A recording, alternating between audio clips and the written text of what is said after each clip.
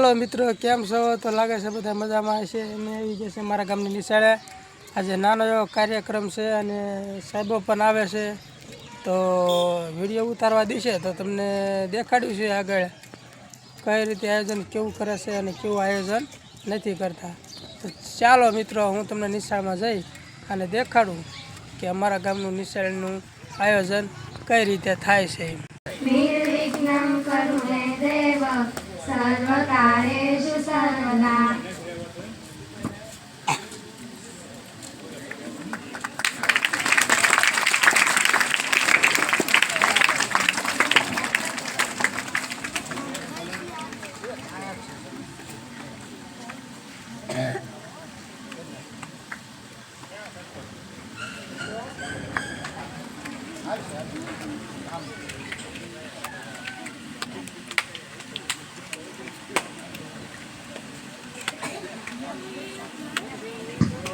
સૌ મહેમાનશ્રીઓનો ખૂબ ખૂબ આભાર.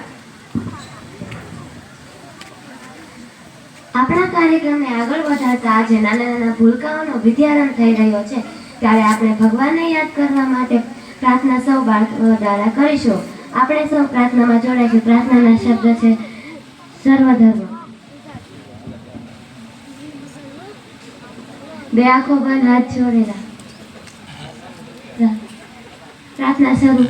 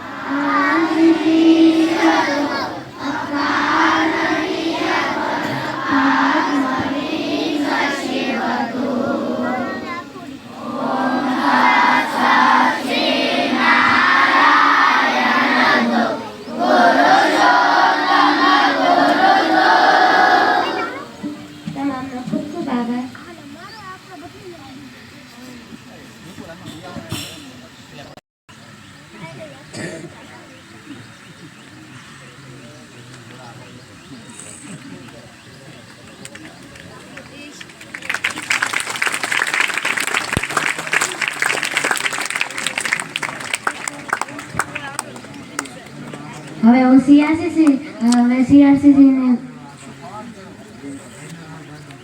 સુમિતાબેનને વિનંતી કરું છું કે તે સીઆરસી પ્રવીણભાઈ થરાસાને પુસ્તક આપીને સ્વાગત.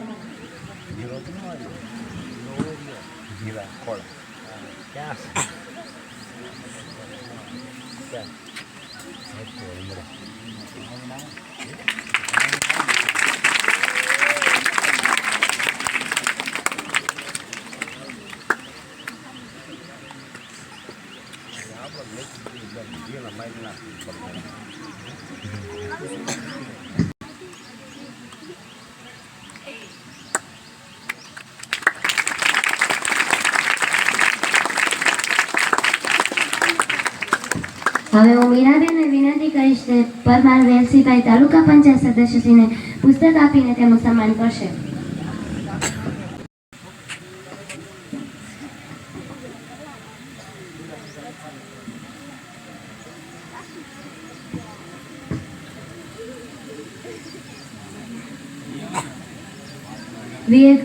માહીબેનને હું વિનંતી કરીશ કે તે વીએ ગઢવી સાહેબ ટીડીઓ સાહેબને પુસ્તક આપીને તેમનું સ્વાગત કરશે.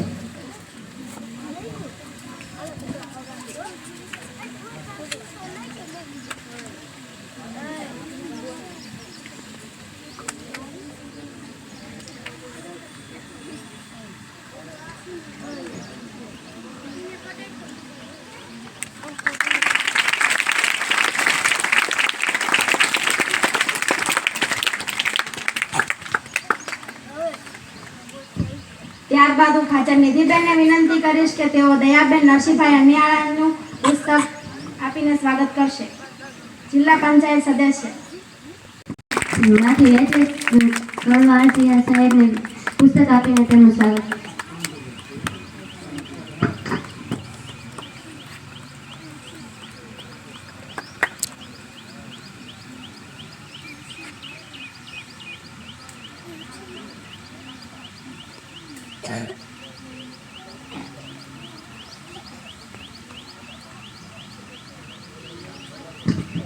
હવે હું ગોપીબેનને વિનંતી કરીશ કે તેઓ એસએમસી અધ્યક્ષ ખાતે દિલીપભાઈનું સ્વાગત પુસ્તક આપીને કરશે.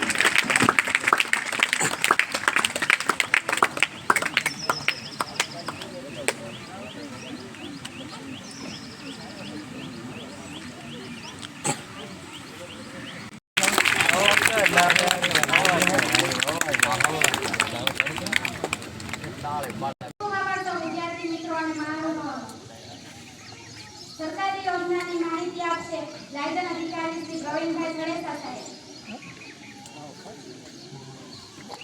3 વર્ષ જો અહીંયા ભણશે તો એને 5000 મળશે.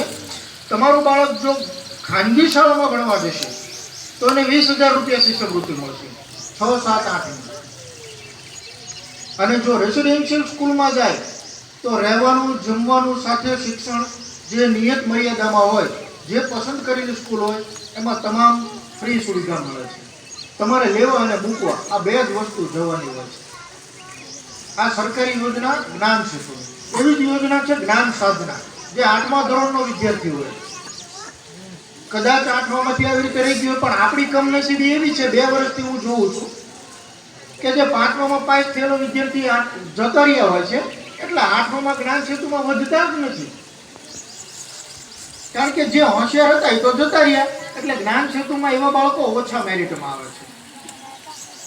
3 વર્ષ હજી અહીં વધુ ભણે ને પછી જો બાળક જતા હોય તો આપણું જ્ઞાન સેતુમાં, જ્ઞાન સાધનામાં એને પણ એ જ મેરિટ મુજબ મળવા પાત્ર, એને એ જ લાભ મળે છે. રેસિડેન્શિયલ સ્કૂલ શિષ્યવૃત્તિ 25000 9-10ની, અને આગળ જાઓ તો એ રીતે 11-12 આવે છે. હવે ઘણા વાલીઓ સમજણના અભાવે 8મામાંથી 9મામાં દીકરીને મોકલતા નથી. ગર્વ લેવા જેવી બાબતની એ છે કે અમારે ગઈ વખતે ધોરણ 8માં કેટલી સંખ્યા હતી સર? 47. 55 સંખ્યામાંથી 55 9મા ધોરણમાં પ્રવેશ લઈ લીધેલો છે. આજુબાજુની હાઈસ્કૂલમાં કે ગમે તે. એટલે ડ્રોપ આઉટ દર આ ગામમાં નથી.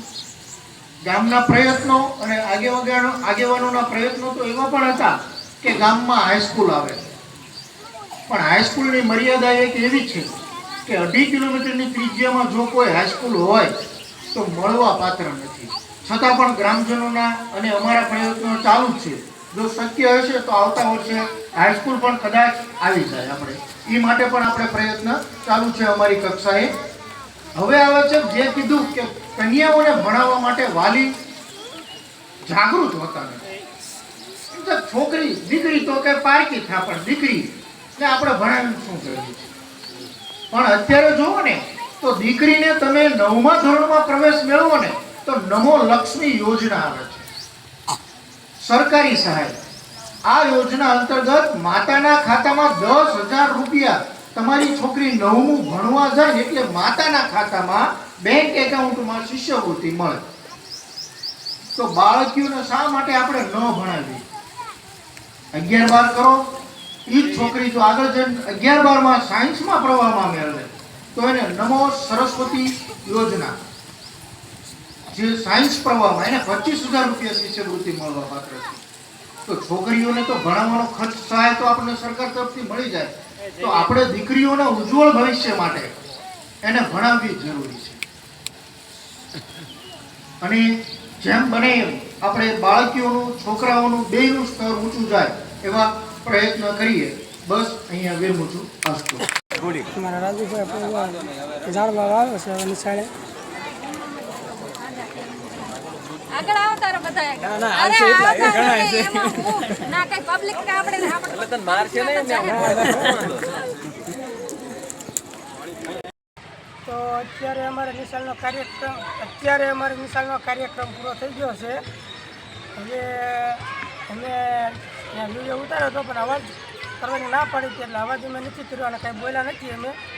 તો એ વિશે અમે રાજુભાઈને પૂછશું. રાજુભાઈ, જોકે આપણા ગામની સહયોગતા સારી છે.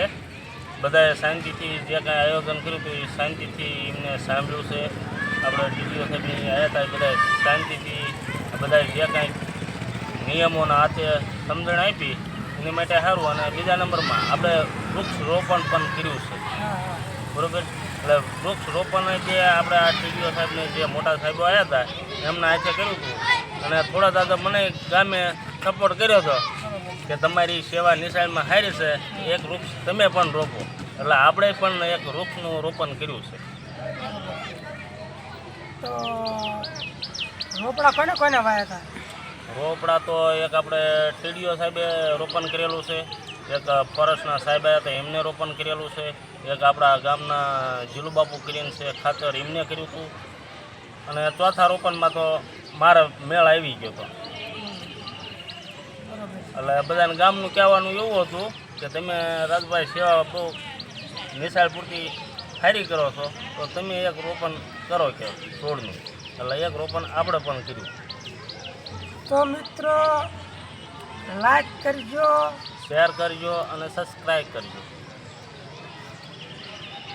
These brothers my guys, know that we fly, know that they ride or die. Brother wanna move like